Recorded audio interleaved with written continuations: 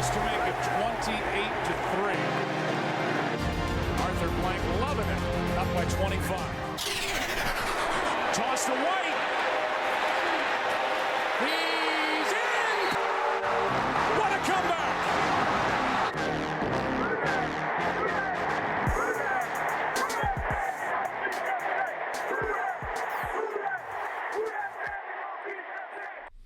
All right, welcome to another episode of the 28-3 podcast. It is Victory Monday. Hell yeah, man. I mean, just like we all expected, go into the BUCs on the road. Hold on. You didn't watch the game. You don't get to celebrate Victory Monday. Dude, there's a thing called... How was your tea party? There's a thing called DVR. You know, when your mom asks, can you bring your 6-year-old beautiful daughters to a Santa brunch during the holiday season, Max, you don't say...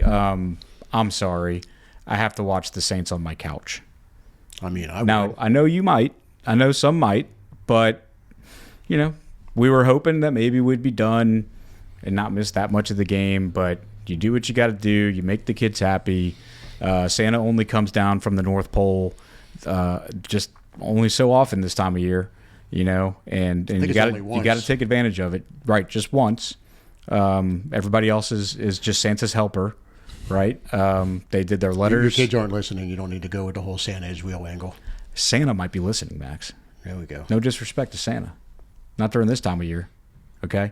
I do agree with that. Christmas is my favorite time of the year. Yeah. And look, the Saints need a lot from Santa Claus this year, but we need a whole lot. We did not need as much on Sunday. And look, I was pleased. I did go back and watch it. There's a thing called DVR. For all their warts and bullshit, YouTube TV does make it pretty easy to go back and watch. So I did go back and watch. We don't want you overcompensating like you did the last time you missed a game. I don't know what you're talking about. I'm always brief in my thoughts, never overcompensating. But I will say, you know, I was tuned in for like the signal at this place was awful. So I was somehow able to see like the first drive or that we went down and scored. But the Saints kind of, if you're worried about me overcompensating, the Saints kind of did you a solid because besides SHOUGH's run in the beginning of the second half, I don't think there was really a whole lot to even go through. It was the whole like second half of the first quarter, second quarter was, you know, kind of a struggle, I thought. Well, that's fuel for Nick's ammo against SHOUGH. His tirade, his crusade to I don't have a crusade to prove against us all. him. He hates the man. I think you missed a lot of fucking really good defense if you weren't watching. The defense was amazing. What really the defense did to them was pretty crazy, in my opinion. I didn't think they could look that good. I thought, I mean, you know, I know it's not considered a turnover, but a fourth down stop is essentially a turnover in the NFL. It's you know, just like recovering a fumble. It's better than an interception in most cases because it's further upfield. Mm-hmm. They stopped him on fourth down 5 times. They intercepted the ball. That's 6 turnovers, essentially. Yeah. Offensively, the first drive, I was like, holy shit. That was perfect. What the hell? Now, again, bolstered by, in this case, special teams. Great return by Tipton early in the game. We're in plus territory right out of the gate, but we went straight down the field, no problem. Looked competent in doing it. The ball came out really quick. Should have been a touchdown to Olave, that pass. Probably would have been if not for the penalty that wasn't called. You'd like to see Olave fight through that. It wasn't an egregious penalty, but it was definitely a penalty. Timing is so precise, though, on those go routes, and you could tell like that even getting held up just a little bit, the ball was where if he didn't get pulled the ball was perfect throw, but he also got a hand to it. And again, we're back to that elite versus non-elite with Olave, and some guys managed to pull that in still is what I'm saying. Yeah. Perfect throw, no doubt about it. It beat the corner dead to rights with the throw.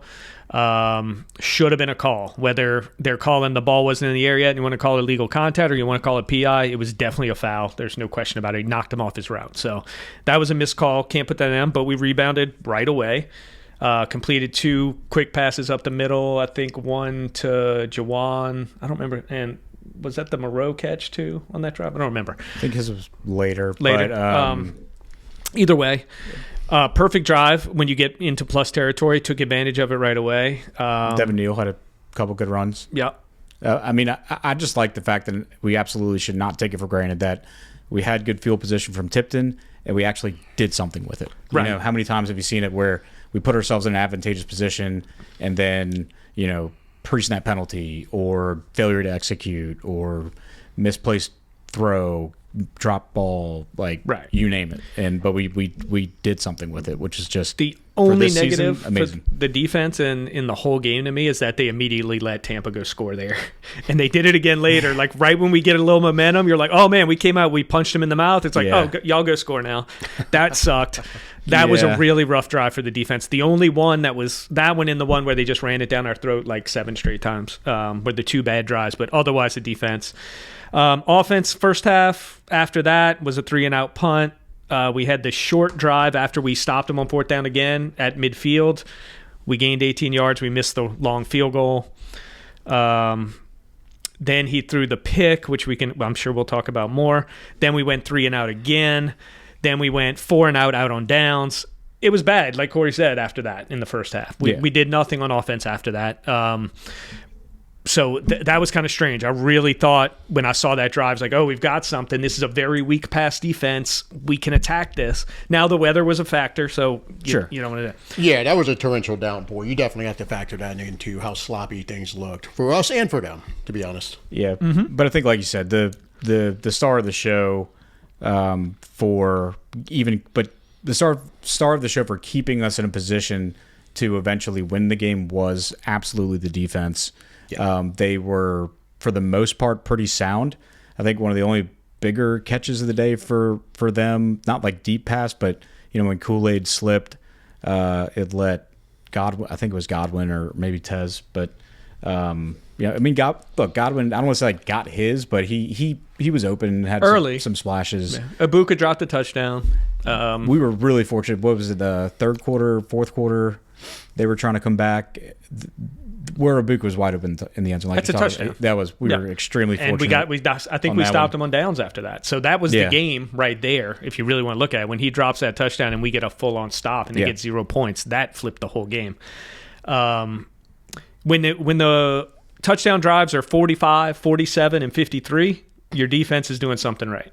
Yeah, okay, absolutely. That's amazing. You're starting in midfield on 3 drives, and we cashed them in. Now, we didn't cash in all of them. I think we had 5 that started midfield or thereabouts, but we got 3 touchdowns, and that's pretty legit. I mean, I'll take that. First game we've had 3, right?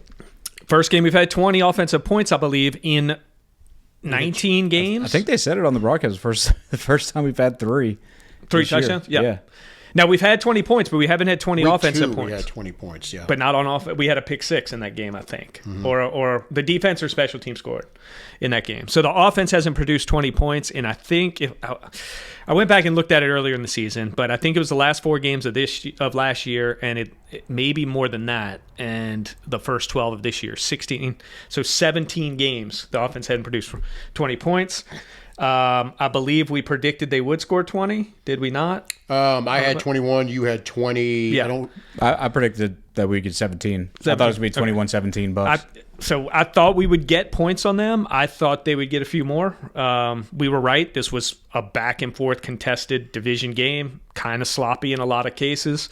We hung in there, and SHOUGH made a play that was exceptional to win the game. So I don't think it was a clean game by any stretch on offense. But it couldn't be, given the circumstances. Yeah, but 260 yards is you know, and a lot of really good opportunities to score. I would love us not to miss a field goal. Just, you know. That was a longer field goal, though, right? 48. 48. Oh, it was 48? In that rain, I mean, he hit it flush. He just missed it. I mean, that was good from 60, except it was wide left. Yeah, again, no, I'm gonna give him a little bit of a break on that one. Well, let's do this before let's just get the picks part of it out of the way, get everybody caught up on that. So I had Vele as offensive MVP or player of the game. That didn't hit. You both had SHOUGH. You each get a point there.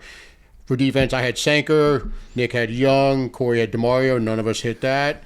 We're going with either Granderson or Alante. Yeah. Just throw a vote out real quick. We don't need to. I lean towards Granderson. I did too. I'm fine with Granderson. Yeah. Either way, none of us picked him. We all picked the Bucks to win, so we all missed on that. Updated tally, Nick is in the lead at 14. Corey bringing up the rear at 8. I'm in the middle at 10.5. And more importantly, a lock. This is lock number. lock. This is a big This lock. is This three is a in a good one. row. This is a good one. Is this 3 in a row? This is 3 in a row. You know what? I think you're undefeated since Shane put in the Discord that he's riding with you. Ride or die. He's going to bet He was with more you. emphatic about it last week, but I have to check back to see if he was there for the first one of the streak. But I think you need to buy him a drink next time you see him. absolutely. I mean, I'd probably do it anyway, but especially now. I liked the lock when you made it. And Yeah. as the game went on, I was like, I cannot believe he's going to miss this lock. Because yeah. Bailey only had one catch until the last drive. when He I- caught 2 when I- passes on the last when I drive. had signal at the damn Santa brunch, and I saw the first play was 16 yards, or one of the first plays 16 yards to Vele, just coming straight out the gates. I'm like, oh, he's got 16 yards already. Like not even 2 plays in, and he's I don't know if halfway he got there. another target until the He last did drive. until the It last- wasn't, and so it ended up. I wouldn't whether you call it luck or not. I mean, he's kind of always a target now. This He part seems of to the be year. the crunch time target. Yeah, so I had faith. I'm like, all right, it's crunch time target. If we need a really I just didn't even know if we were going to pass in those situations. 2 minutes. I know. I mean, Hey, he's wide receiver 1 after looking at the last couple of games. That's all I'm going to say. But but once he had that second, I think it was the second catch on that drive, the out route that put him at 40, and I was just I texted Boom to the Discord, but I think it was pretty back and forth discussion in the Discord at least. It's been pretty active. It's He's been been good. MIA the last week, but it's been pretty active. In there. Yeah. Well, here's a question for you, and more of a question for you, I guess, and Paul. So there was the Labubu on the lock. Yeah. So you've hit 3 in a row. Yeah. So does one remove the Labubu, so we owe him 2? Yep. What do we owe him 3? We owe him 2 Yeah. because 1 takes off the Labubu, right? Oh, or were we just doing those separately? Well, the one we might have just been doing them separately. So how many locks do we owe him? I guess is my question. I've hit 4. He's hit 4 this year. Because before the streak, there was I had 1, then a miss, and then the streak. So then we owe you. Do we owe him 3 or 4? If we're talking, I guess what I'm saying is just one lock gets sacrificed to remove the Labubu. Is the question. I don't think so. I think Okay, the so he gets Labubu 4. was the losing streak, and you have to wear it, but you have to win your way out of the Labubu. So the Labubu remains but does with he- your locks. He doesn't lose his locks. But does he gain a lock while having the Labubu? Yeah. Okay, so we owe him so 4. it's 4 locks. 4 locks. Yeah. Okay, 4 locks. It's gonna be a heavy chain if I keep winning. So we We'll got cross to that bridge when we get to it. get the locks. So we'll get those on the chain. I know. I hate to say it, I was so used to you losing. I didn't even like Yeah. the concept of having to go to Lowe's to you have to get get you a lock was the just like the multi pack. foreign. Yeah. Well, I don't know if I want to go to Lowe's. I'm a little too brown. It's not the time. You to might do not it. want to get any hardware store at the moment. Yeah. I mean, or just show. Maybe you should go over there. Bring your passport when you go. I got it in my pocket. You think I'm kidding? I do. Nah, I mean that's good policy. Yeah. Anyway, so I just wanted to get that out of the way. So your tally on the season minus 230.14. Getting back. You're Getting clawing getting your close, way back. Getting close. He's got a chance to get back to even here. You've got Yeah. Still got 4 games to 4 go. games to go. Yeah. Could do it. That was a big one. That was a double win. That was a real because of big the one. Feeling parlay.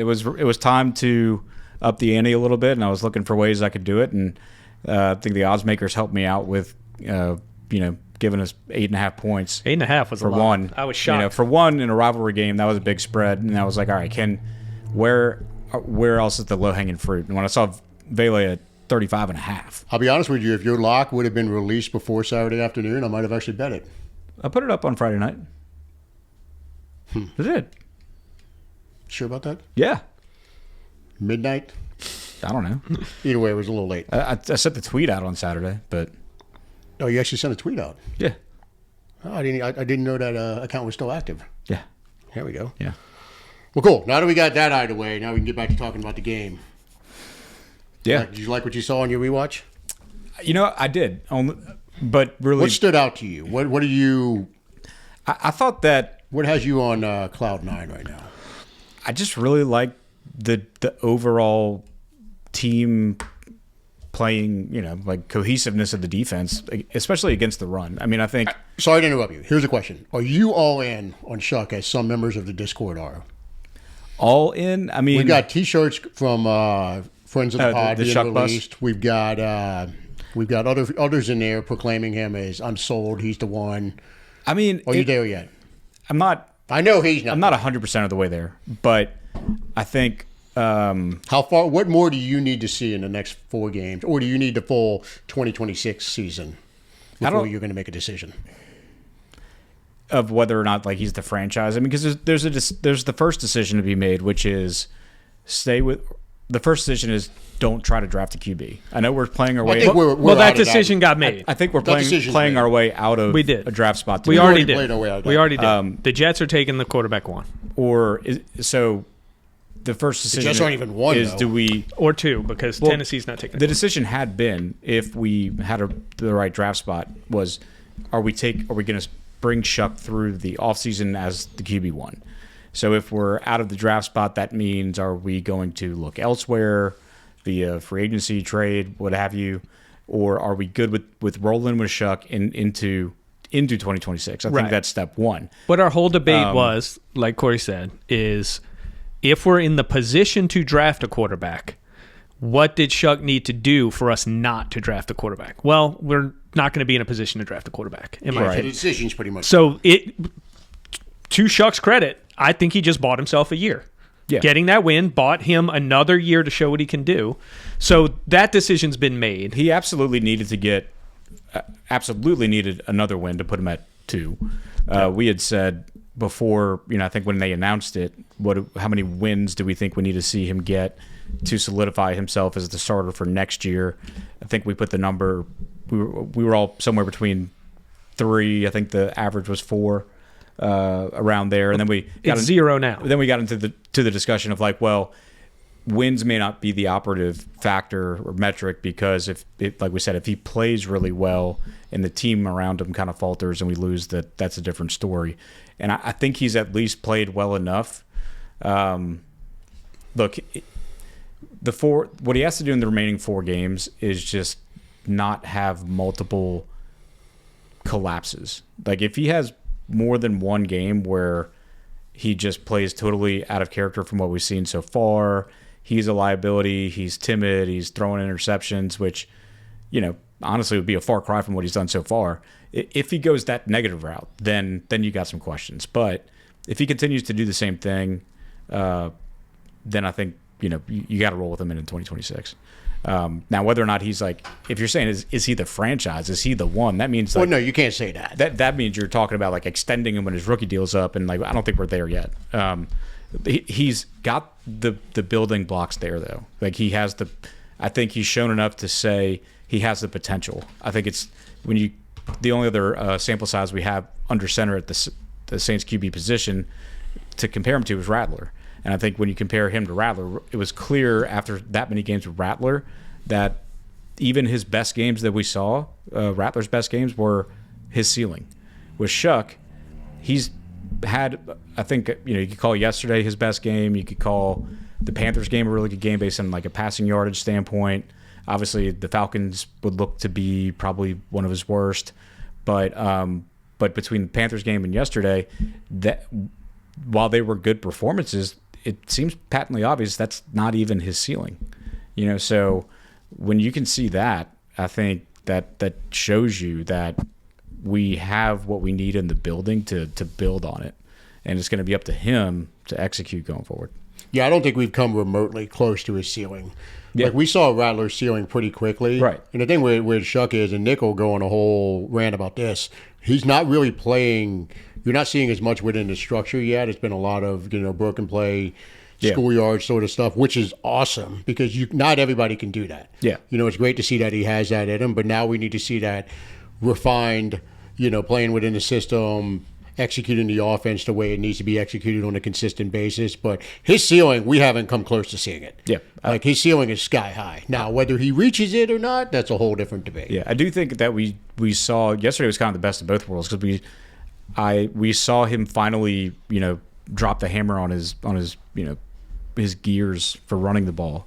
We saw him open up and sprint on a design run where it was just perfectly blocked and he took it to the house. And then on the 13-yard run that seemed like a 30-yard run where he had to get out and scramble, just like epic fashion. So we saw that, but I do think this game compared to the last, I did see what I thought to be more plays from inside the pocket, at least a higher number of them percentage-wise than before. Like on the last offensive drive, we needed to pretty much put the game away. The first pass to Vele, he got popped. Like he stood in the pocket, took the hit, threw the ball over the defenders, which is based on his height alone. It's a play that Rattler couldn't have made, probably a play that Drew Brees isn't even making because he's not getting his arm up high enough. His 6'5" stature came into play with the rushers right in his face, and he took the hit, threw it over the top of him, hit the open man to keep the drive alive. So we saw. I was encouraged to see more of him standing in the pocket and getting the ball where it had to go. I didn't see that very much, other than the one read stuff like you're talking about, which is great, but I think we saw Rattler somewhat execute that as well. I think he went through his progression several times yesterday. I'll have to go back and watch that. I didn't see a lot of that. I didn't see a lot of coming off the first and getting to the second read, but he didn't necessarily have to either. So, it's hard to say, and it's a messy day, but I didn't see it. So I'm not even knocking that he missed those opportunities. I'm just saying I don't feel like I saw a lot of it. I think what we talked about, I don't know if you listened to Max and I, what I said is what I think we know he's got is the ability off schedule. I think we've already learned that coming into this game, right? Yeah. He's got that ability to make a play out of nothing if it breaks down. In order to win consistently, you have to have more than that. We know that, right? Yeah. And you're going to have to play that normal style quarterback and then use that when you need it. But it's something that you can't teach either. Even the most athletic guys don't necessarily have that ability, right? Right. One example I use is that was one of the things people raved about Caleb Williams. But if you watch Caleb Williams in the pros, every time he gets out of the pocket, he can throw these lasers from time to time, but most of them are poor throws. His completion percentage on it is terrible. He threw a pick yesterday, missed a wide open guy in the flat, tried to throw it over the top when he was rolling out the pocket. Some people just have a knack for that and finding it, and some don't. I think we've seen enough of those type of plays that he has it, right? Yeah. He shook off that sack, got outside the pocket, and he floored it to the end zone, got low, scored. Awesome. The designed run, I don't know that I want to see a ton of that, but I think when we really need it and to mix it up, to use it maybe 2 or 3 times a game, I think we've been calling for that a little bit, just to see him give him 1 or 2 of those and just see if you can, bust something open. With the injury past, I don't know if I want to see a ton of it, but I think he showed he absolutely has the ability. Like, don't make it a fixture, but I think, the one he scored on, for instance, that read option, I mean, the left side of the line, all collapsed down. Yeah, so they collapse so hard. So it's like, it's good to know he's got that in the bag when that happens, because if you do have one of those statues in the pocket, you're just staring at a missed opportunity. It's like, not that you think your guy can do it, but you're like, damn, if our quarterback had wheels, that could have been a touchdown. Well, we got the guy with wheels, so 100%. And like we said, the Olave throw to me was the perfect throw, PI, whatever. The pick, people can. I know people are arguing about it. Either way you go, I've watched the play 50 times. I really think he was just unlucky, because I see what SHOUGH see, and I saw, and I see what Olave saw, because Olave was wide open when he broke the route. If it was a completed pass, like if SHOUGH was on the same page and threw the comeback, it would have been one of those plays where everyone's like, damn, Olave made that guy look silly. Broke his ankles, 100%. Because McCollum's eyes were in the backfield the whole way. Screaming the other way. Yeah, and there's no way he's stopping that comeback route. So I see what Olave saw. They made their decisions at the exact same time, and it was the opposite decision. See, to me, though, the important thing about that play and the debate that followed it is the way that SHOUGH handled it in the press conference. Because it was the polar opposite of how Carr, or most people think Carr would have handled it. I thought you said it didn't matter what they say. No, this does matter, because SHOUGH is a rookie quarterback, and the way he's programmed to say the right things. Yeah, like you heard him immediately pivot to, Chris is doing these things, he makes these plays. It's awesome to watch. Our report, whatever, blah blah blah blah blah. And if you watch the video of Kellen Moore in the locker room after the game, Olave, like, they're sitting there, they got their little handshake when he got the game ball. Like, there's a little chemistry there. So. Yeah, and that's 100% one of the, it's whether to be it's SHOUGH's fault or not, he needs to take the bullets. It's to be expected. You see QBs and wide receivers that play together for years, every now and then have that mistake. Now, it doesn't always end up in an interception, but choice routes in the NFL are a big part of a lot of offenses, and it really is.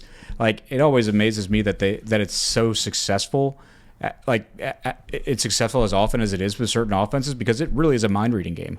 Like, there's no hand signal, there's no. But there's also tendencies, right? So like when they're practicing together, and they've only practiced together for a short time, so let's keep that in mind. Olave's going to have a tendency of what he wants to do, right? And Shuck's going to learn that, exactly, and they'll be doing the same thing all the time.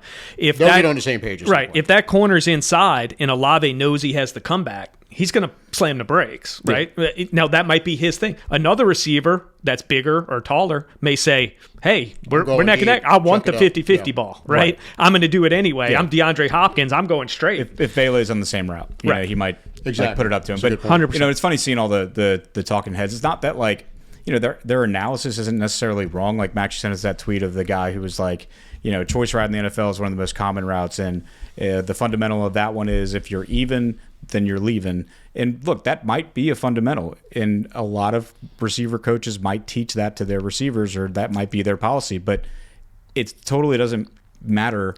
What matters is what is Olave's policy, what is Shuck's knowledge of what Olave's going to do. Also, what matters is them being on the same page. There's nuance to that. It's when you're even, too. You can't just keep going until you're even to leave, right? There's probably a yard marker in their system where when you hit that yard marker, if you're not level and past, you're slamming the brakes. You could be even, because it's a timing route on the comeback. You could be even at 4 yards. That's not going to determine if exactly. So I hate to pivot real quick, but guess who the Colts are bringing in for a workout tomorrow? Wait. Hayner.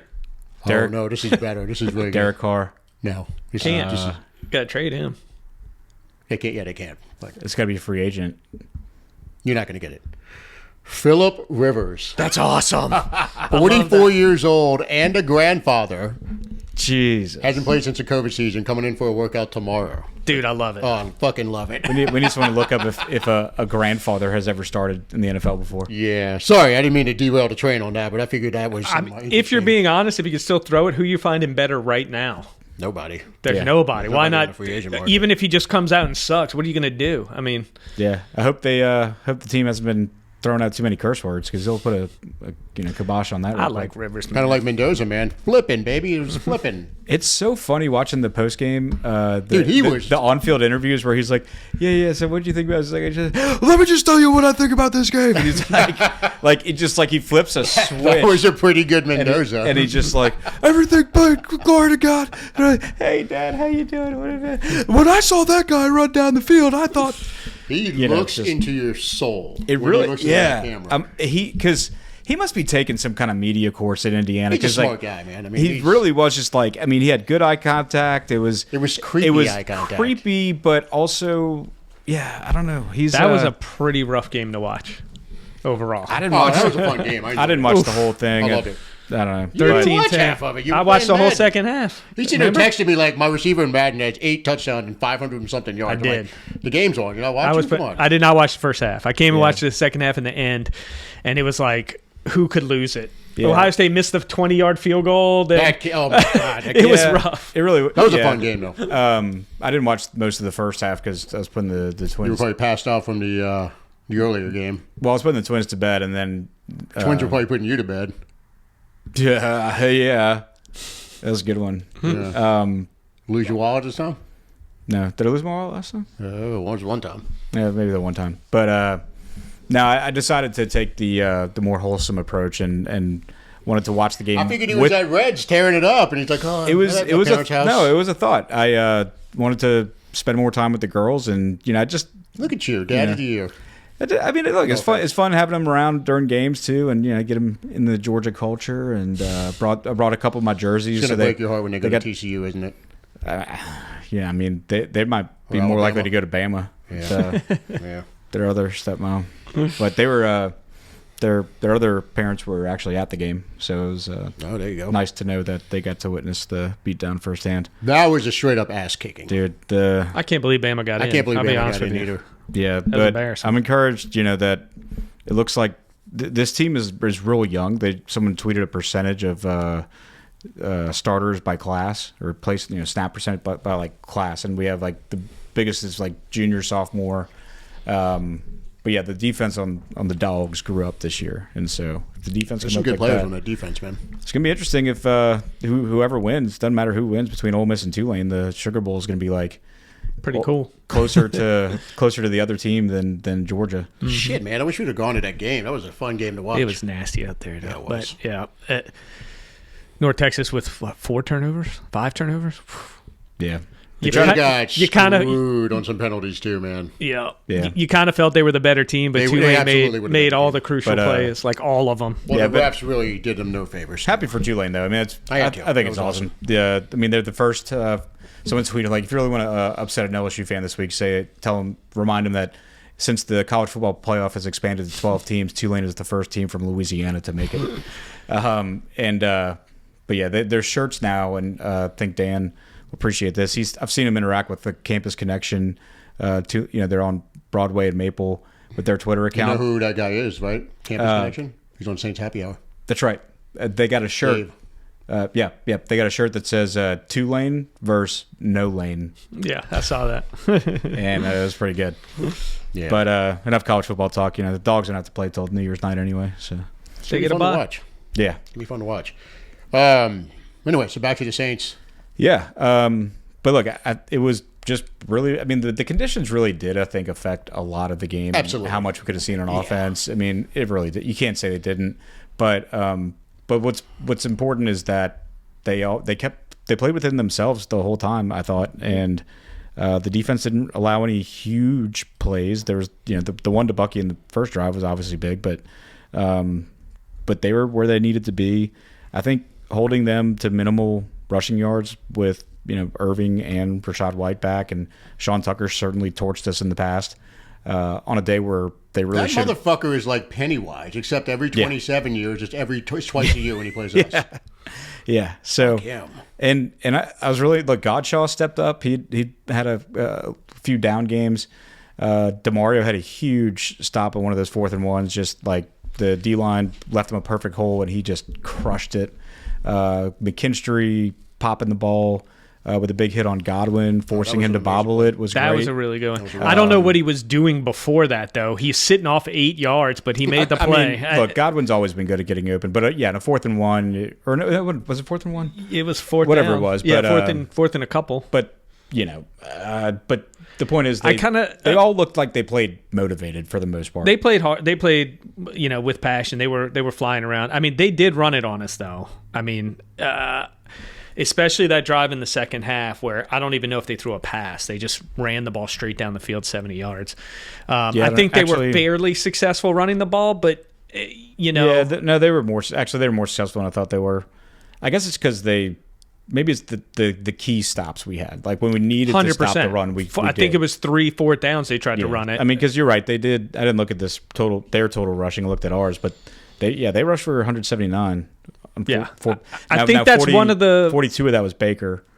But and Bucky had one 30-yard run, but otherwise they had a good running attack, but it wasn't explosive except for the one Bucky play, and then Baker with a couple scrambles. Yeah. But I think that's one thing that's a little overblown, I think, in some of the perceptions of the defense is the run defense has actually been pretty rough. Yeah.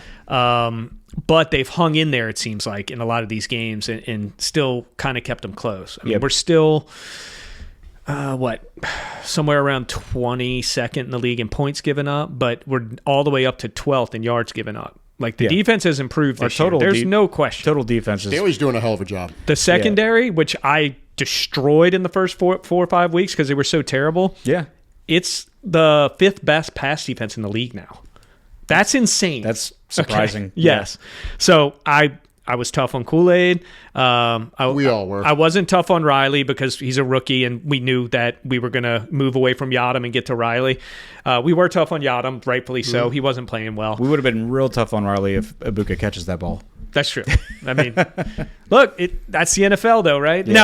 Now, with a little context on this win, Tampa is the story of two teams this year. They have not been a good team for 2 months now. They've been bad for about the last 5. They've lost 5 of 7 now, and they've only beat us and the Jets, I believe. So they've hit a wall somehow. So I don't want to blow it out of proportion that they're a good team.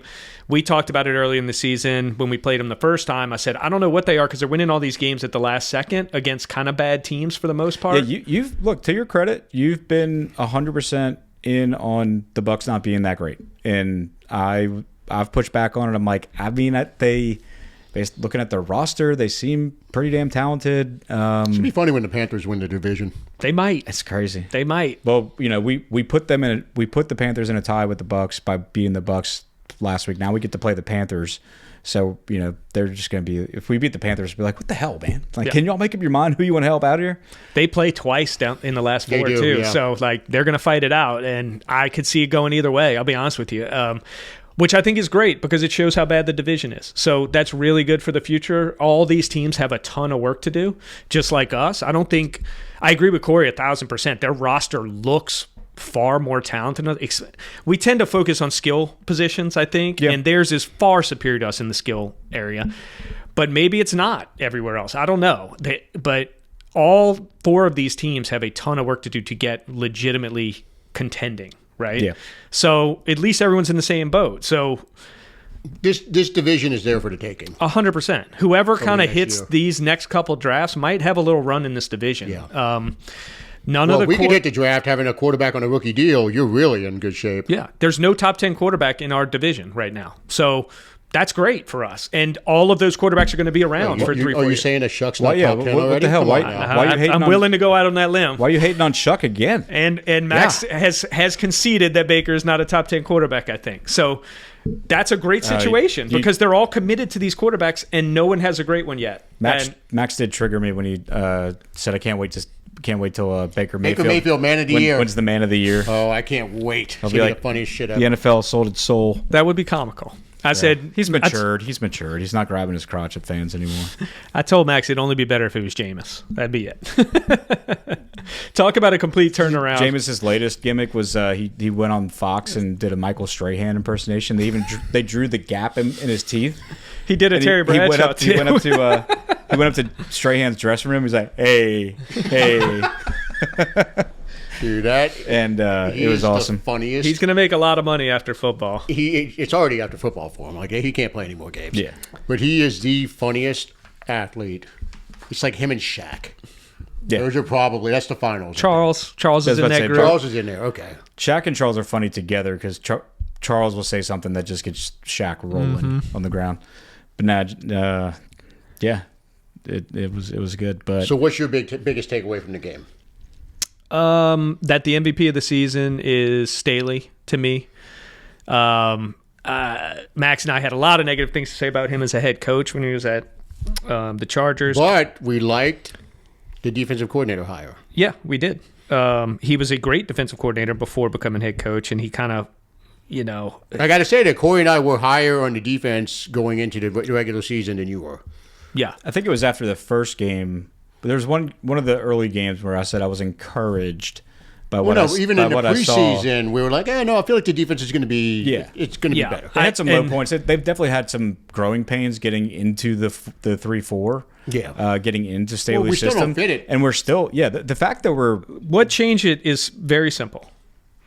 Riley, Kool-Aid, Sanker. That was the massive question mark. Started, now can't blame Sanker and Riley in the very beginning. Right. But those 3 were going to dictate to me the defense because if they haven't. Kool-Aid looked very bad to me the first 5 weeks. Agreed. Now I don't even notice him. So he has to be doing a good job. Yeah. And he had a pick. For sure.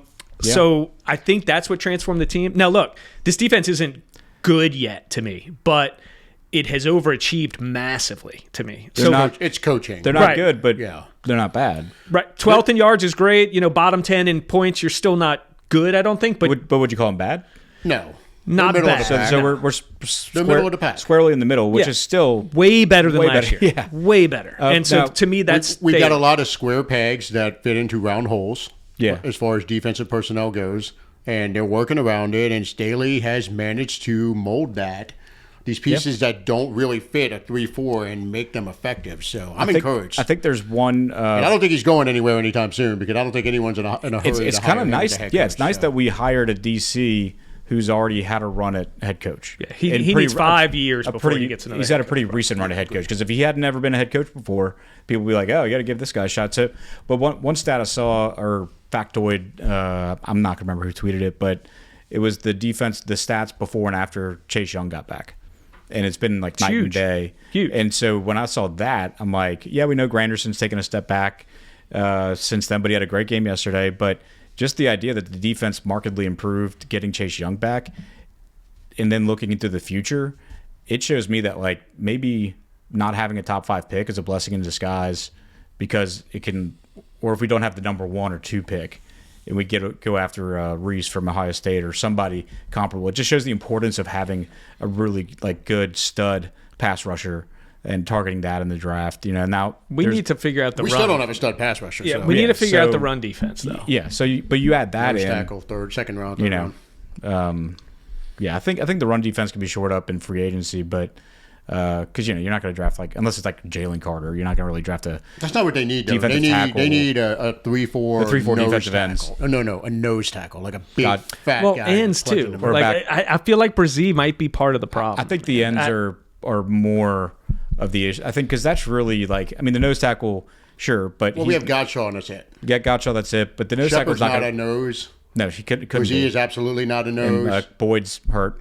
Boyd's always hurt, but he is a nose. But he could always play. Hurt. But the foundation of it are where you can really make your hay and free up your linebackers, free up your nickel if you're in the star look is where you get those big bodies who can keep the guards from getting to the second level, and that comes from the 3-4 defensive ends.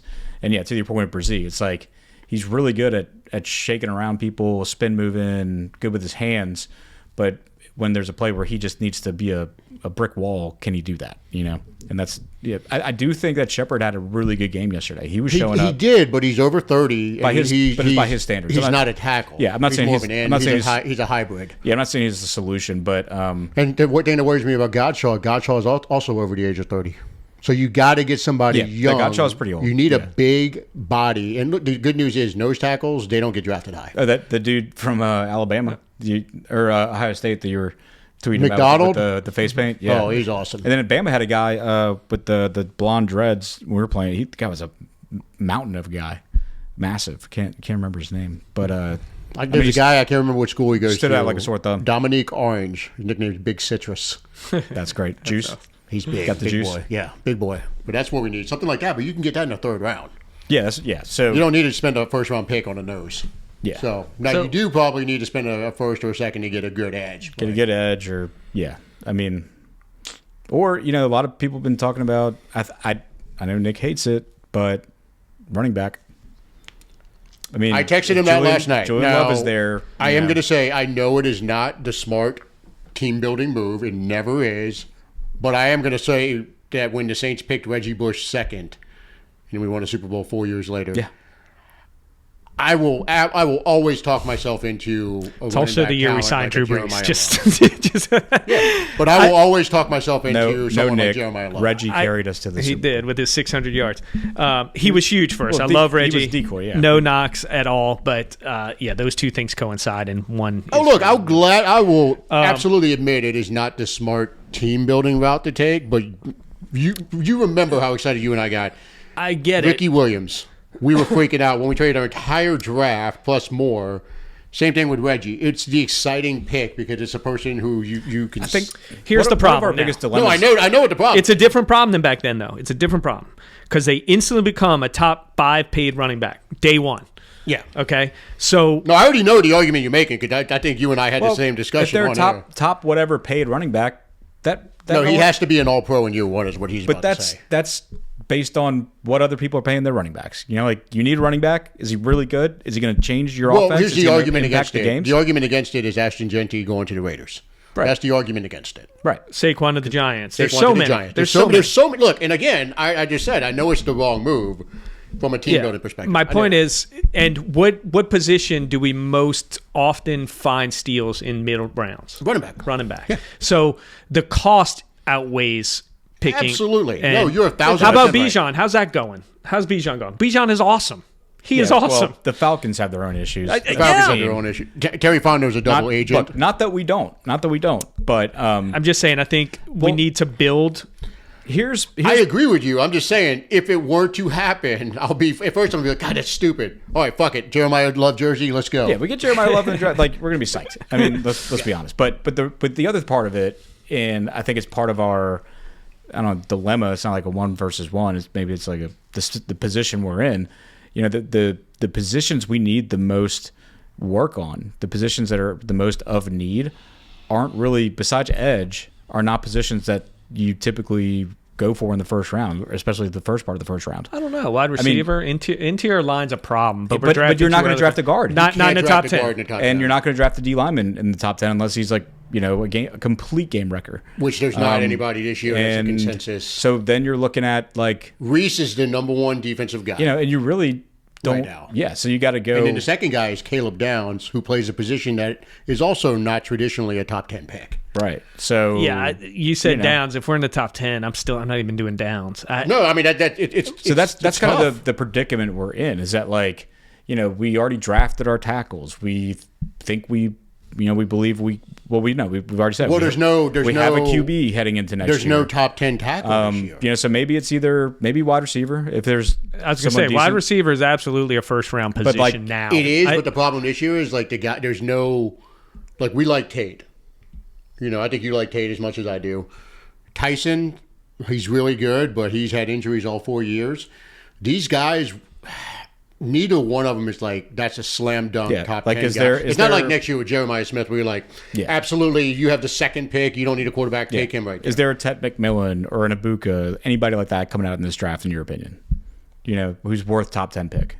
Like right off the bat, without even thinking about it. Tate on the fringe of the top 10 is probably fair. Like the best guy. Tate on the fringe. That's what I'm saying. Like you're probably talking. I kind of feel similar to last year, actually, about Okay. I do too. I think Tate is as good of a prospect as Ted and Ibuka. But I think the thing is, you're talking yourself into why But the guy's a top the thing 10. is, though, you get someone like a Jeremiah Smith, that is up here. That's like Julio Jones, that's yeah. AJ Green, that's that type of guy. He's a 100-year storm. Yeah, so let's rephrase it just a little bit, not base it off of what we think's available, because that'll play out more as the next months go on. Where do you see our biggest need?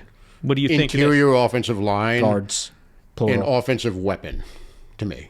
Wide Any receiver. offensive weapon. You No, I say offensive weapon. I mean, it could be wide receiver, running back, tight end. mean like Sure would be nice if like a Warren or a Bowers were there this year, huh? It would Yeah. be amazing. That's exactly what I would do. You're looking for the ATH position, like in recruiting. So, now, look, I am going to say this. I've mentioned Kenyon Sadiq a few times from Oregon, and he's come on the last couple of weeks to where he is the slam dunk top tight end in the draft. It's not even in question. One But guy, he's probably now- not top 10. He's right on that cusp. now one guy who could be I bet his over under is going to be like 10. one guy. So who's we trading back to interesting the me 20s? Is We're not going to trade back. You know, Loomis isn't going to trade back. There's no way. That's probably the move, though. That is absolutely the move. It's not going to happen. he's not a first rounder, but my guy Zion Branch has been looking great this year. He's fast as shit. He accelerates and he's sturdy. He's short. You know, he's like low to the ground, but he's No, like you're talking about Zachariah Branch.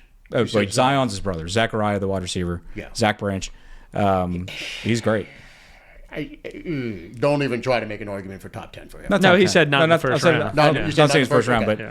but Second round pick, absolutely. but when we're talking about like a it's like skill, a Zay Flowers type, a little small, but he's feisty. stockier than Zay, and I he's, don't know, bro. He's skinny. No, I mean I remember him at Zach USC. Branch is skinny, but he's bulked up since USC, and the thing I've been impressed with. He doesn't really drop passes, and he accelerates. He's fast. really quickly. He's very fast. I'm going to retract some on this defense on the run game. We're 11th in yards per carry given up.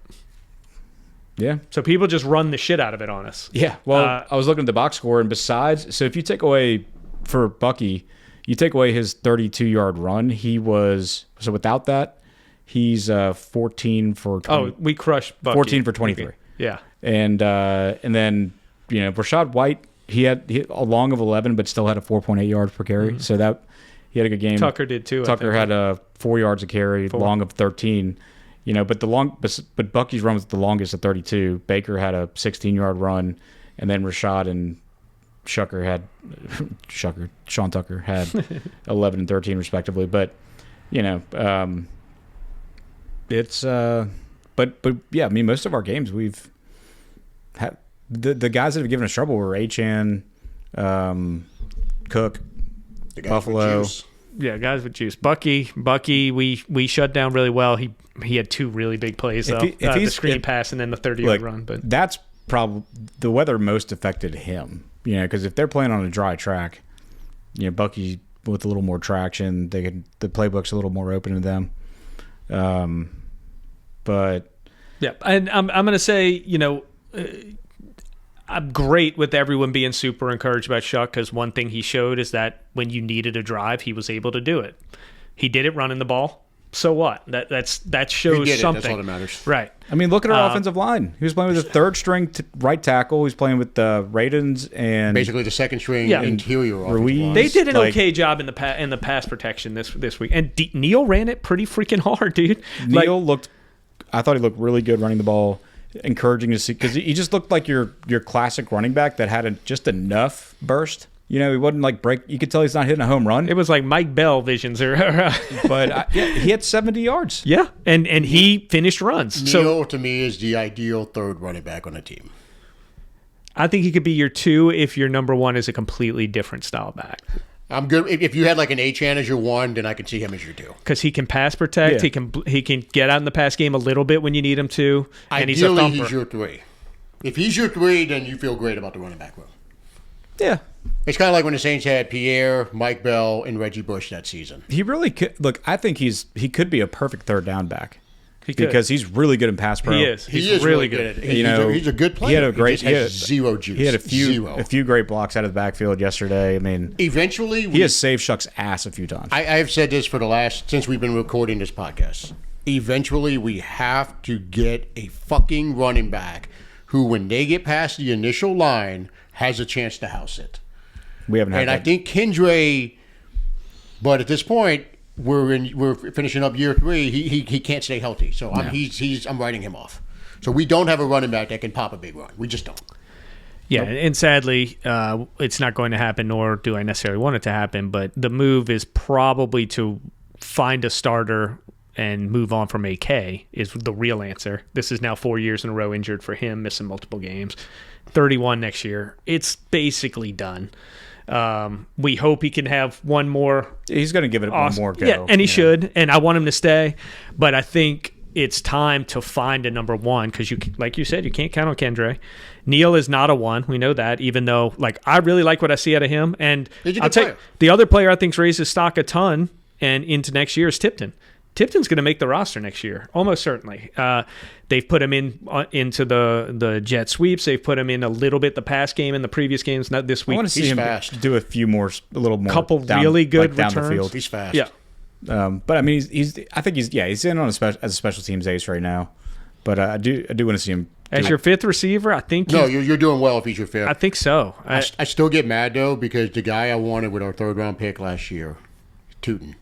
Is He's he? got juice, and he's playing well for the Jaguars. And that's Is he? exactly Not this week. I haven't. this week. One carry fumble was rough. I haven't. No, but overall, like that's Yeah. the exact guy Yeah. we should have picked in the 3rd round. Nothing against Broughton, who obviously, unfortunately, got injured pretty early in the season. We See, haven't he's seen one him of the back. guys. He's the type we need to come in at defensive line. Broughton, Yeah. He's big but athletic. He could fill in where Shepard is, and He's a shepherd type. That's a perfect comp for him, I Yeah. think. At running back, we needed a Travion Henderson. That's what we needed. And we knew it all God, along. did we. We asked for it. A Quinshawn Judkins, a Trevion Henderson, Both a Basil playing Tootin. great. And, All of them. and they were all there when we were picking. And passed. They were seconds, though. we could Seconds, I know. we could have Right, drafted. we took SHOUGH, so if SHOUGH right? pans out, that's better. I get it. But Scatterby was there till the 3rd or 4th. that's not what we need. That's not what we need. It's the opposite of what we need. Like, he is fun Maybe as I hell. would have loved it. I would have loved him. Yeah. Like, That's what I told Max about. I was like, he's gonna be awesome. And I was like, no, he won't. He'll get hurt. He's crazy. He's just gonna get hurt. Yeah. But he we'll is love going to it. be awesome. He's Yes. only going to play 2 years. Correct. He can't he has believe- CTE already. He's can't Marion believe that, Barber on like- crack. Him and Jameis are on the same team. It's amazing. And Jackson Dart. And Dart. I mean, but Dart's as dumb as talk any about, of them. extreme personalities. I mean, like Dart's been in Jameis and concussion protocol like 4 times this year. Yeah, but and he was 4 times yeah. at Ole Miss. But I mean, he's a concussion problem down the road. Yeah, but I'm Down just the saying, road, like, shit. in terms of like, He loves taking hits. but in terms of like extremity of personality, with Scatterboo and Jameis, they're just like nuts on either. You know, Jameis on the Look, the Malik genuine. Neighbors is a personality. That team's Yeah. fun, man. They Yeah. got some feisty people in the. Yeah, in they the might have locker the first room. pick. Might but- never win, Might but have the hell, first it's pick, but damn it, fun. they're having fun in the locker room. We're going back to the Odell Beckham yacht days, They're right? like the real world version of the real world NFL version of Major League. So, yeah, no kidding. complete You got a sidebar, but Serrano, you got a fucking Wild Thing, you got Yeah. Dorn. Yeah. Oh yeah, Who Jameis is- like Dorn? who's the offensive rookie of the year this year? Tyler Shuck, I've still got a Right. bet floating out there. right, Nick? No, he's not right now. I think he's 4th, though. And if he were to go crazy, If he wins his last 4 games, you think if he goes crazy at 1,000 yards in his last 4 games, call it like 8 touchdowns and a And goes pick. 4-0? Absolutely. Yeah. Is there precedent for? There's no one taking it. Ibuka fell off a cliff. Yeah. Tet has Tet- come up. Tyler Warren was having a good year. I have He it kinda Tet. fell off. I have it Tet, Ibuka, Dart, Shuck right now. I'd put Tyler Warren higher. What if they Yeah. start playing him in the Taysom role now? Like really start playing him because he was a quarterback. Yeah. His numbers, I don't think he's up there though. I would probably They put might Shuck go. ahead. They of might him. skyrocket over That, the next couple The weeks. quarterback factor is heavy. Yes, They would you never know. give it to an O lineman, but Calvin Banks. But the other guys are doing well. Will Campbell got hurt. The other guy was doing well. Limbu. Yeah, he was doing real well, Doing right? real well. So that's something that's just wide open for a big award right now. I And would say Tet probably if I had to. I think it's Tet today. today it's probably Yeah. Tet. I'd love to see Shuck go 4-0 and. Well, look, here's the great. deal. So the first pick, as Nick Underhill called it, the Mendoza line. We're above the Mendoza line. That's out of the question. You said it. Right, it's over. It's over. We're not picking a quarterback no matter. I was pretty vocal about it all season. I said I don't think they were taking a quarterback anyway. I think Shuck's getting year 2 no matter what. Now it's solidified. He's getting year 2. It's not in question. It's not even. It's pointless to even worry about draft positioning at this point. I think We'd have to lose. Todd put it in the We'd Discord. lose to everybody. Todd put it in the Discord. We're Oh, probably going four's the to end only up way. picking 8th, and I think that's probably a good bet. It could very easily get worse than that. If you Get lose worse to than that, Atlanta, yeah. all of a sudden we're out of the top 10. 5 wins, you're out. You're going to if be we- 11 if we I'm beat telling- Atlanta. Yeah, if we beat them. Sorry. Yeah. Yep. Yeah, because we're playing the Jets, playing Titans, Yes. and Panthers, Falcons. You yeah, go 3 yeah. and 1, you're not drafting in the top 10 anymore. Yeah, and look, for us to get the first pick, that would mean we would have to lose to the Jets. We're not- we don't even. We can't even name their quarterback. We're not getting right the now. first pick. That's You would have yeah. to lose to the Titans, which means that Shuck probably looks like complete shit. Yes. For us to lose those games, so you don't want that. Yeah. So let's root for the 4-0 finish. Let's root for him to be up for Rookie of the Year, and just whatever the draft pick is, fuck it. I firmly think it's still there to be taken because Dart's injuries and not winning any games is going to hurt him, even though his stats are going to be superior. He's won slightly. 2 games, right? He's won. Yeah, they're 2, and he won both of them. He won both of them, so he's 2 and Well, 8. I mean, I think. they said 7 rushing touchdowns, if I'm not mistaken. I wish I'd have saved all these Pretty tweets, but, fucking good, I think Shuck's leading. He's the And he has highest. less interceptions than Shuck in double the game. You know, if you look at the His award stats look great on paper. goes a lot to like a rookie quarterback, for instance, or you look to the quarterbacks as a big position group. Out of the rookie QBs with over 100 dropbacks, Shuck has the highest completion percentage so far. Now that he's over 100 dropbacks at like 65 or 68, something like that. He's 65, which is lower on the league scale. But yeah, his It's just his funny. adjusted completion percentage is 76%. It's just funny because if you look only which at is the box 11th in the scores, league. if you look only at the box scores, it looks like Dart is having a much better season than Shuck. But it's like if you watch the games and you take everything else into account, Yeah. Here's I would probably say that shirt. like I would take Shuck over Dart. yeah. I mean, well, and also the to media, be fair, the media Dart's working coverage. with nothing on offense skill wise right now. Also, He is, but he's also been in concussion protocol 4 times. He's going to keep being in concussion protocol with the way he plays. Like Shuck is, God, the Saints have the worst talent in the league, and I would keep going back to that. And to what Corey said, we're on our 3rd right tackle, we're on our 2nd left guard, center, and we're on our 1st right guard. But that fucker should be the 2nd right guard, if we're being honest. But going back to what you asked, yeah, the biggest need to me, interior offensive line. The problem is you can't pick a guard Yeah. in the top 10 unless it's Quentin Nelson. I think You besides can't edge, pick a center in the top 10. besides edge, Yeah, our it's biggest gonna be Dart. our biggest needs are not really first round positions or first No, half, their first round positions, they're not top 10 not positions. top half of the first round. Yeah. I mean, wide receiver's the one. now I don't know who the best corner is this year, but what if it's a cornerback? Are we going back to that well? That's the Alante factor and what you're Yeah. going to do with that.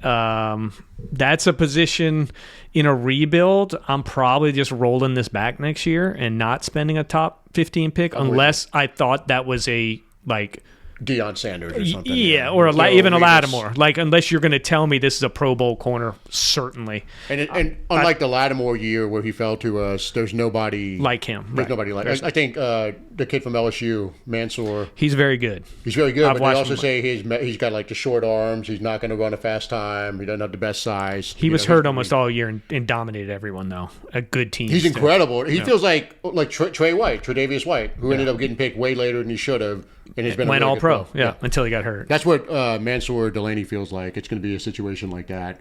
Yeah. Wide receiver to me, wide receiver, tight end. If maybe Sadiq comes out and runs like a Vernon Davis 4.4 or something, and then at that point he goes up a little bit higher, and then you can take him in the top 10. Here's the tweet. It was John Sigler. Among 5 rookies with 100-plus dropbacks, Shuck now ranks first in completion percentage, third yards per attempt, second average depth of target, first adjusted completion percentage, second time to throw, second in passer rating. I know, but let's be real. There's really only 3 quarterbacks that are starting as rookies, and Right. So if you're looking at who's going to win Offensive Rookie of the Year, Well, who do we have? You We look have at Cam that, Ward. it's done. It's Dart. I just looked at the stats. It's Cam Ward, Jackson Dart, Shuck, Shadur, Dylan Gabriel. Now Shador the guy- doesn't meet the criteria yet. Dylan Gabriel probably did. He did, yeah. Shadur's got to be close, though. What are we in, week 3 or 4? 2.5. He came in and then he played 2 games. yeah, I He mean, the doesn't have fact that, 100 yet. I mean, plus He's the played media 3. market, Started 3. you know. 'Cause he Started 3. He I think won he the played. first one, lost the second one, and then lost this one. Yeah. It's look, Dart. Someone Dart has 18 touchdowns total and 3 interceptions. He's probably winning Rookie of the Year. 18. Which is Total crazy because they're probably not Yeah, going to win that's another game. that's Yeah. yeah. They have the first pick right now. 94 quarterback rating. That blows the other guys away. I think Shuck's around 81. 81. I just hate it, though, because the Shuck's first interception, I don't remember if it was Shaheed or Olave, where they basically handed it to the defensive back.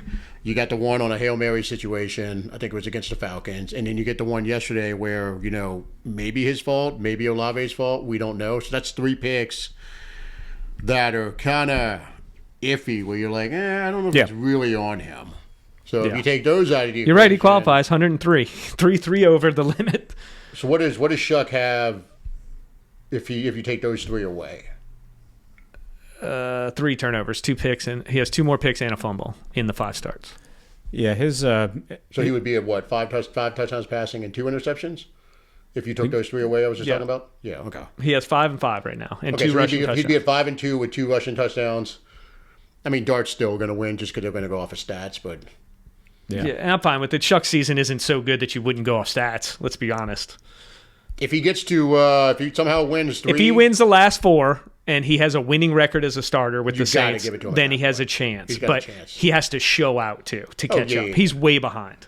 He's I'm way going to tell you, behind. though, the potential's there for it because you got the Titans, the Jets, the Falcons, Yeah, and the Panthers. all bad defenses. Honestly, even the Panthers defense, like you said, for yards, they don't allow a lot of points. Yeah, they tighten up in the red zone. Yeah. So And then Shador- what? We got Shador's two got home- 5 touchdowns, 3 interceptions in his 3 games, 2 home games left, right? and a rushing touchdown.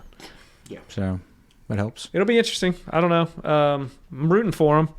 I really want to see him just have this drop back game where he throws 35 passes and has 270 yards. And The biggest thing that has to happen is I want a 300 yard is game. consistent protection from the O line, That's and not gonna and it'd be nice if if less than half of his dropbacks were not play action. I can't believe I'm saying it, but now I'm like, can we run less play action? Whereas 2 years ago it was like, can we please actually run play action? And now I feel like we're running it too much. that's because you're a fan and you're just, God. it's not going good. This is wrong. Well, you just have. I mean, it's great for when the situation calls for it. It's awesome. It really makes the defense bite, but it also gives the QB like half as much time to see the entire field. He's taking some bad sacks too, if we're being honest. But on the flip side of that, trying to extend those plays is what's creating his big plays. So it's kind of hard to tell him not to try and get out of that tackle when he's done it and won a Right. game doing it and came back in the game. The throw to Vele was breaking a tackle and trying to get out of that sack. Yeah, I think it's like he's conflicted probably between, all right, I know I need to stay in the pocket and go through my progressions, but if I do that, then I'm definitely going to get sacked. And I also know that I can escape this pocket. Yeah. But I don't want to escape it too fast. Who was it? Schlerer said the Big Ben comment, which is hilarious at this point. That's Big Ben just did not go down, period. Yeah. But if he finds he has that skill set of where they just can't get him to the ground and he can bust out of these things this, then you take those sacks occasionally. His second touchdown run yesterday, he was dead to rights. Oh, yeah. He was done. 3 guys. The Vele throw the week before, same thing. He was dead to rights. There was no one between him and 3 D linemen. Yeah. And they even had their hands on him. Yep. So that's going to be something maybe he has to fine tune you know when to throw the ball away and when to try and fight through that thing. In that situation, he didn't have a choice but to get out. There's going to be plenty of scenarios, and there have been plenty of scenarios where, he's making good throws in a non-structured environment, but it's been where he's had no other choice. Yeah. It'd be nice to see just a consistent pocket because even the best quarterbacks, when the pocket is collapsing more times than it's holding up, they're going to sense pressure that's not there on half of the other plays. Yes. So that's a problem. That's what we did to Bryce Young, I think, in that game. Oh yeah. So that's something I guess you'd like to see him. The second drive sack, especially, it was touchdown. We get the ball back. He immediately takes a sack where he just held the ball way too long. Mm-hmm. Yep. You'd like to see him on first down, just throw it away. Yeah. Maybe on third down, you try and make that play, get out of there and get it. But it's part of his game, so you don't want to hinder what's been his biggest asset either. Yeah. So I've noticed too with the the route tree for Kellen Moore, it does seem like definitely less than Kubiak, where the routes Kellen Moore has these guys running take longer to develop, and when they get open, they're wide open. When they work, there's no one around the wide receiver, but there's a lot more of longer developing route concepts in this offense than we've seen in the past. I mean, do they have their quick seams? Do they have quick slants? Sure, they're in there, but they're not often as utilized. I think it's why we saw a ton of checkdowns, not this past week, but especially the week before to Devin Neal, where he had 5 or 6 receptions. So I don't know where the slant game was this week in weather. After seeing how Vele ran the slants last week, where was that a little bit? Because that seems like a throw you'd want to be making, a nice short, simple throw to a guy who just proved he was boxing out everybody last week. No one could get. They were running a lot of zone blitz concepts, and there were a ton of times where it looked like they were bringing 7, and they dropped 2 guys back or dropped 3 back, even only rushed 4. Yeah. So if you run a slant into that, you're getting tattooed. Yeah. But look, I think Bowles is a terrible head coach. I've said that for years. He is an excellent defensive coordinator. Yeah. Top notch, one of the best in the league. So taking that in consideration too in the performance, he held it together. The turnover again, I think we just chalked that up to bad luck. I'm not blaming Shuck for that at all. I'm not blaming Olave. I think sometimes the perfect instant of when the play opens up and 2 guys see it differently, that can happen. And I don't know. So I still think you're hating on Shuck. I think you're a little too hard on Shuck there. I don't know. Other than that, there were no turnovers, right? Couple bad sacks, no turnovers. That's what he needs to do. He needs to not turn it over and just keep doing what he's doing and try and improve on the more essential, basic offense. The things that are his weaknesses are things that can be coached and can be improved on. The things that he's doing well are things that you cannot coach. And so I think that is great going forward. You know what? I think we can end on that note. Yeah. That was a profound statement from you, buddy. Every now and then. He fixed it. Tends to get deep over here. Yeah. Super Bowl 26. As a guy with 4 locks to his belt now, 3 in a row, 4 out of 5. It's don't start pretty much automatic at this point. I figured I'd drop you that one. Yeah, come on, don't get too big for your britches. I mean, I'm going to enjoy this while it lasts. I mean, we should enjoy it for sure, but we still have a very bad record. If he wants to talk all the shit in the world, he took a lot of shit, so he can talk it. I'm trying to be as insufferable as I can. 3-game win streak, you could be an asshole. Until the bottom falls out again. That's right. Because we're going to go back at you if it does, so you might as well talk shit. Yeah, make y'all wear little boo-boos. That's right. I hit another What is your overall record? We're 4-9. I don't No, know. no, overall, like overall. Oh, I don't have it. I don't have that off the top of my head. we didn't go back last season and actually. We'll We're- have to go back and see we're- when we're we on It's started. 1 and something. We're on to Carolina, Max. We're on to Carolina. Hey, it's a new season. It's new season. All right. And with that, we're going to go ahead and wrap up this episode. Thank you for listening to the 28-3 podcast. Who dat? Who dat? What